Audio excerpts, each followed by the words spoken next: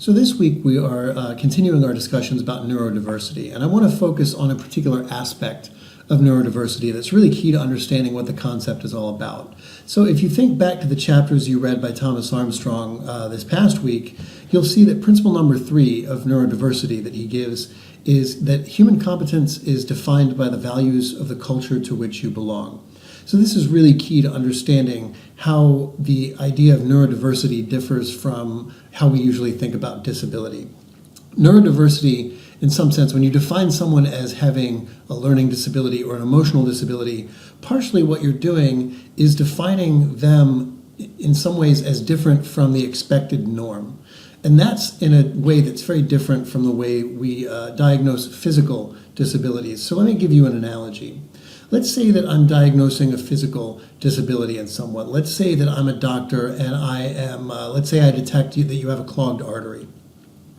There's really objective evidence for me to figure out whether you have a clogged artery. I use medical equipment to actually look at your arteries, to do x-rays or whatever it is I'm doing, and I can see very physical evidence that you have clogged arteries.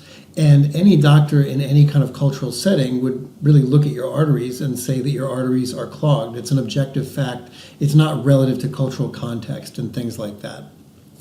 But now think about the way we define, let's just take some anxiety disorders, because one of you brought that up in your journal entries, and the way we define what an anxiety disorder is. So let's say that you come into me as a patient and I'm a psychiatrist and you say, I'm having a lot of anxiety.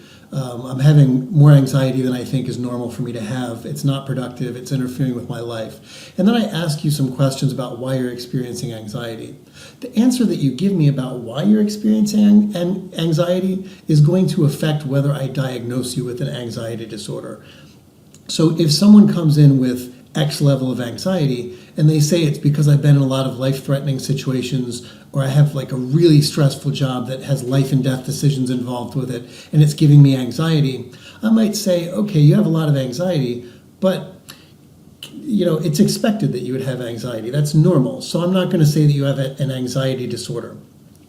Person 2 might come in my office and have the exact same level of anxiety and give me other reasons, like when I go to sleep at night, I'm always anxious that I'm going to die before I wake up, or I'm always anxious that someone's going to break into my apartment, or I'm always anxious that aliens are looking down and seeking to invade me, or whatever. In that case, I'm going to say maybe you do have an anxiety disorder, because even though these two patients have the same amount of anxiety, the context is really what affects the diagnosis. Not only the context, but what our society regards as normal. So the person 1 has the same amount of anxiety as person 2, but the fact is that our social norms say, well, yeah, there are certain things where that sort of anxiety is a natural response. Whereas person B, the context says they're having anxiety in situations that aren't the norm to have anxiety in. So that's where social context affects diagnosis of things like learning disabilities in a way that they don't affect diagnosis of physical disabilities. If you have a clogged artery, I don't care what the context is for why you have it, and I don't need to understand why you have it or how you have it. You have a clogged artery. The same thing with depression. So in the DSM, the Diagnostic and Statistical Manual, there's major depressive disorder, but there's always been, up until this most recent DSM, an understanding that there's what's called the bereavement clause, where bereavement over, let's say, the death of a loved one is different from depression. So let's say we take two people who come in and complain of depression and have the same level of depression. Person A might have depression because they have recently lost a spouse or a parent and are kind of getting over that loss. Well, the bereavement clause would tell me that even though they have signs of depression, the fact is they have signs of depression in an appropriate context, which is the bereavement of their relatives. So even though they have those signs of depression, I wouldn't diagnose them with depression. But let's say that person B comes in and they have the same level of depression, they're exhibiting the same symptoms, and I ask them kind of about themselves. And there's no bereavement going on. They're depressed for reasons they can't understand. There's no reasons why they should be depressed and things like that. In that situation, I would diagnose them with depression because the context is everything. It's not only whether you have the signs of depression like it would be whether you have the signs of a clogged artery. It's whether you have the signs of depression in an appropriate way, in an appropriate context.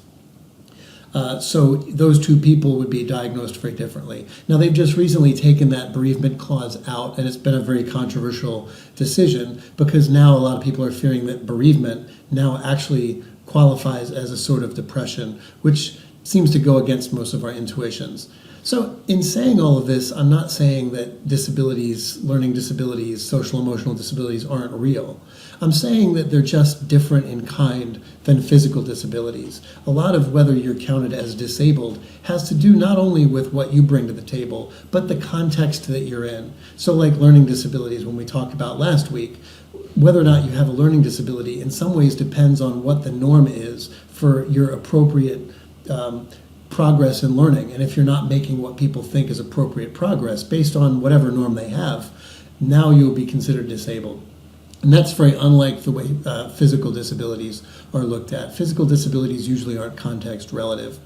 So anyway, that's kind of the way I want to try to explain what we mean when we say that things like disability is a socially relative thing when it comes to learning disabilities and social emotional disabilities.